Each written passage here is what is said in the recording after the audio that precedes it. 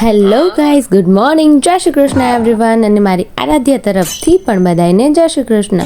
સવારમાં બેન જો ઘોડિયામાં કેવા શાંતિથી હોતા, એ કેમ શાંતિથી હોતા એ તમને ખબર નથી, કારણ કે એ છે ને કેમેરો ભાડે ને એટલે અમારો છોકરો હાવ ભોળું થઈ જાય. તોફાન તો એને આવે જ નહીં સેજે, એને એમાંય થોડીક વારમાં આવી જાય વિડીયો કોલ કે આ તો મેં બેનને નવડાવી ધોવડાવી દીધા હતા અને પછી લઈને વહી ગઈ હું એને નીચે, એ મારી ફ્રેન્ડની ને.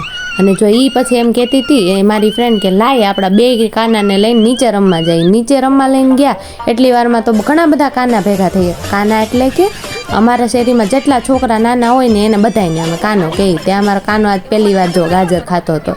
દાંત તો છે નહીં બોખાને, પણ તોય એને ખાવાનો અમારો ઢઢો બહુ ખૂટે નહીં, ખાવાનો ઢઢો.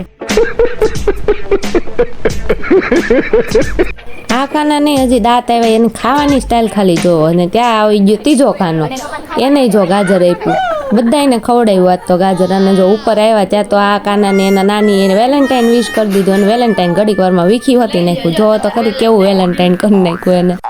देखा आपने लापरवाही का नतीजा है.